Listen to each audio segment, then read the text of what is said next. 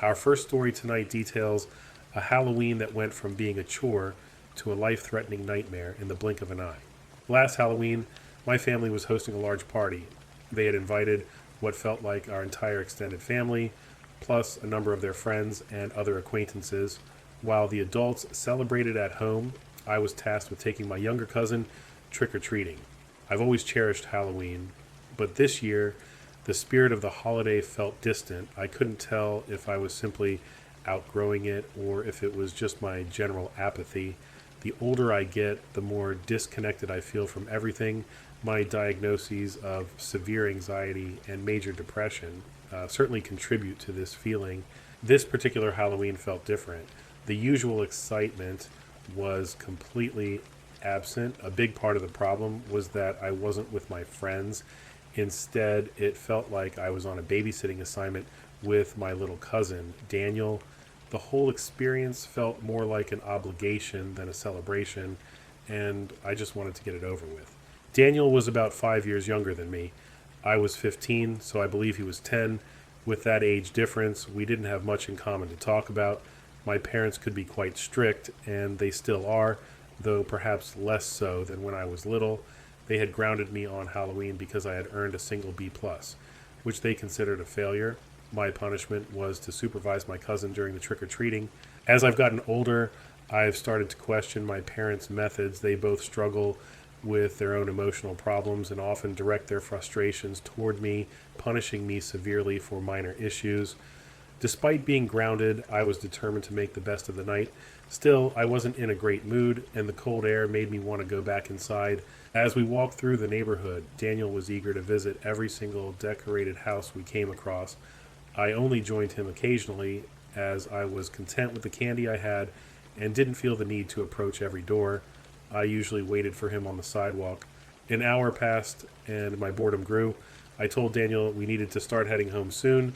However, we had ventured deeper into the subdivision, and I lost track of how long we'd been out. We ended up using the entire 2-hour trick-or-treating window. I only realized how late it was when I noticed the streets were becoming empty. I insisted that we had to go back immediately. Our neighborhood is designed like a large circle, so continuing forward was a more direct route home than turning around. Daniel began to complain, wanting to visit more houses on our way back. By now, almost no one was out. The streets were getting darker with each passing minute. As families went inside, Daniel started to throw a tantrum, and I was tired of arguing. I told him he could go to one final house, but that would be the absolute last one. He agreed and ran up to a nearby porch. When he returned, he seemed a little down, likely because the night of fun was over. He had a massive amount of candy, so I told him he had no reason to be upset. We were about a 10-minute walk from home.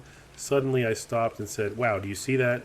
I was completely captivated by a house with the most incredible Halloween decorations I had ever seen. The display must have cost a fortune.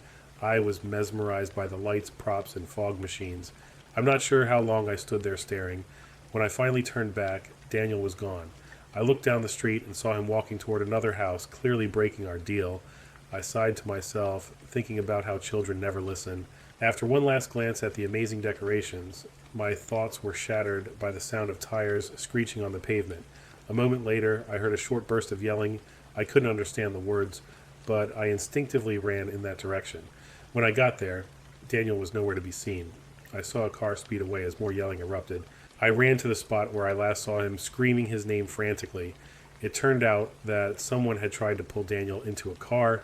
A man sitting on his porch had witnessed the event and scared off the attacker. The neighbor realized I was with Daniel, and we explained we were cousins. He had us wait with him while he called the police, ensuring we wouldn't have to walk home alone. We gave our statements to the officer who arrived. He then drove us home and helped my parents file a formal police report. My entire family was in a state of panic when we walked through the door. It was, without a doubt, the most terrifying experience of my life. The memory still gives me chills. It's a stark reminder to always be aware of your surroundings, because sometimes the real monsters are not the ones in costumes. That was a close call, and it shows how a situation can change in an instant. Our next story also takes place on Halloween, but this time the threat was not a sudden attack, but a slow, creeping presence that followed the narrator all night. This happened on Halloween night in 2016 when I was 14 years old. My two friends and I were trick-or-treating in our usual neighborhood. We were typical teenagers running around and having fun. Throughout the evening, we kept noticing a strange man dressed entirely in black. He wore a black sweatshirt, black pants, black shoes, and a black ski mask. His outfit made him almost invisible in the dark. He would position himself across the street from us and just stand there, watching. He remained perfectly still until we looked away. A few minutes later, he would reappear in a different spot, always staring. At first, we made fun of him, thinking it was some kind of joke or prank. We weren't trying to be malicious. We just thought he was playing a part for Halloween. This continued for the entire 2 hours we were out. Eventually, his constant presence started to get on my nerves. I finally had enough and shouted for him to stop, telling him it wasn't funny anymore and to leave us alone. I wish I had just kept my mouth shut. Maybe then he wouldn't have singled me out later. When I yelled at him, he didn't react. He just kept staring, silent and motionless. That guy is a total weirdo, my friend Chris said. Yeah, it was funny for a bit, but now it's just creepy, I replied. My other friends agreed. We walked away from him and didn't see him again for the rest of the time we were in a group. As the night wound down, our group started to break apart. Some of us lived in that neighborhood, while others had a short walk home. Eventually, it was just me and Chris walking together as our routes overlapped for a while. I admitted to him that I was worried the man in black might show up again. Chris laughed it off, telling me not to be ridiculous and that it was just a Halloween prank. After a few more minutes, we reached the point where we had to go our separate ways. I said goodbye to Chris and told him I'd see him online later. As I continued my walk home alone, I couldn't shake the unsettling thought of that man. My house was still about 3/4 of a mile away. That's when I saw him. A dark figure was standing in the middle of a four-way stop up ahead.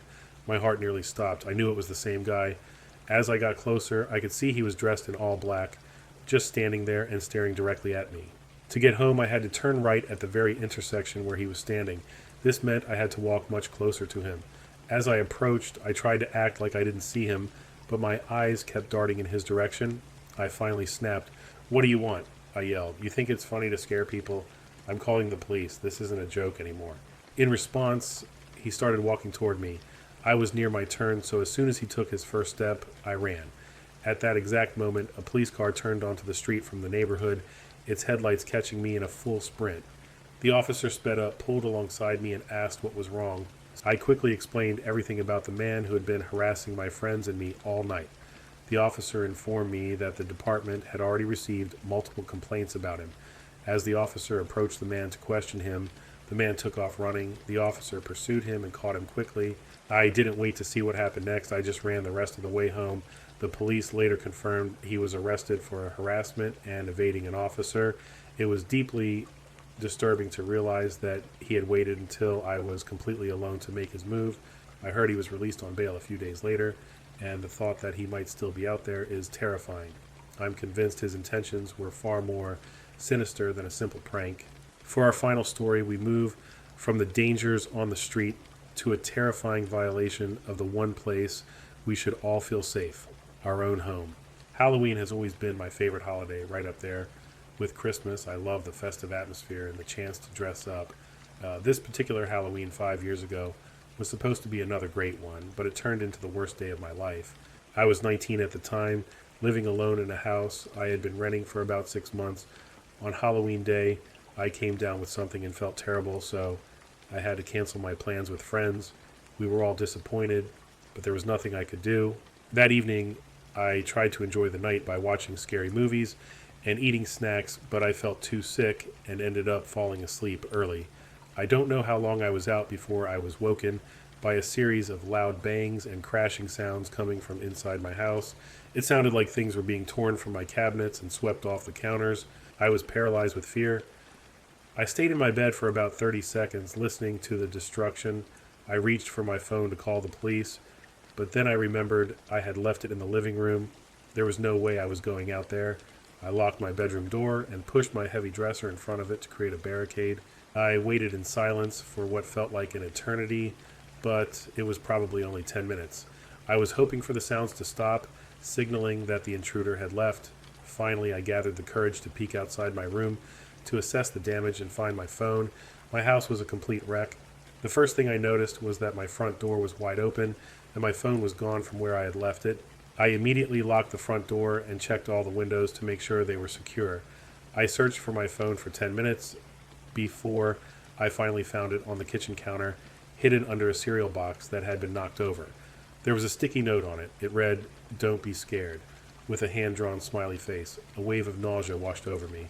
When I removed the note, I saw that my phone screen was completely shattered. It wouldn't turn on.